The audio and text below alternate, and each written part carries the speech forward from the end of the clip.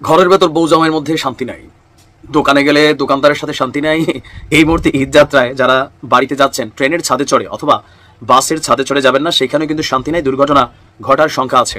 যাই হোক, দেশের ভিতরে শান্তি নাই, শান্তির খোঁজে সারা দুনিয়া, আর এর মাঝখানে নিজে নিজে নিজের দেশের জন্য আরো অশান্তি টেনে আনছেন ইউক্রেন প্রেসিডেন্ট জেলেনস্কি। আর এই যে অশান্তি, এটার দায়ভার তাকে নিতে হবে।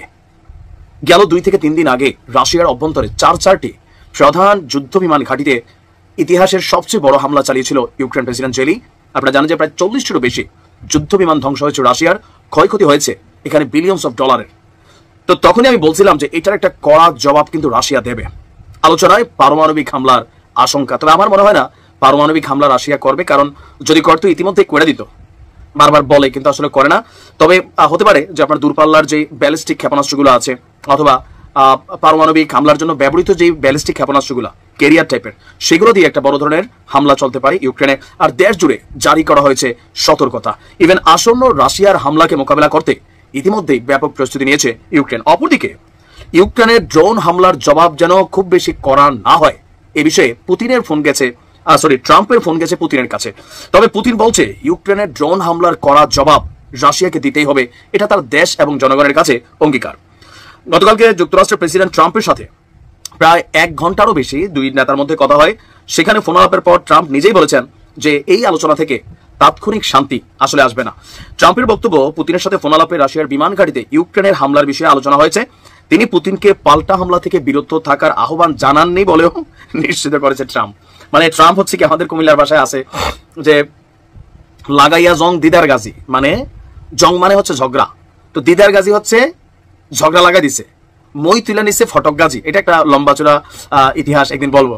তো বিষয়টা হচ্ছে এরকম যে ট্রাম্প পুতিনটা এই কথা বলে না যে ভাই তুমি বড় ধরনের কোনো অভিযান নিও না।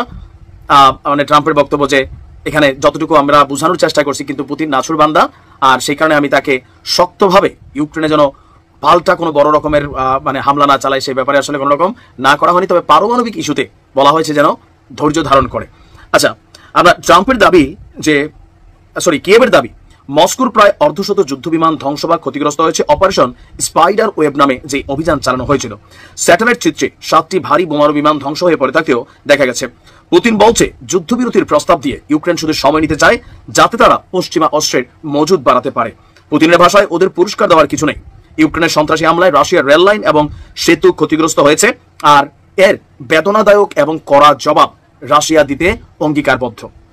এখানে আরো কিছু আলোচনা হয়েছে ইরানের ইস্যু। আপনারা জানেন যে ট্রাম্পের বিপরীতে পুতিন ইরানকে শক্ত একটা সাপোর্টিং অবস্থানে নিয়ে গেছে।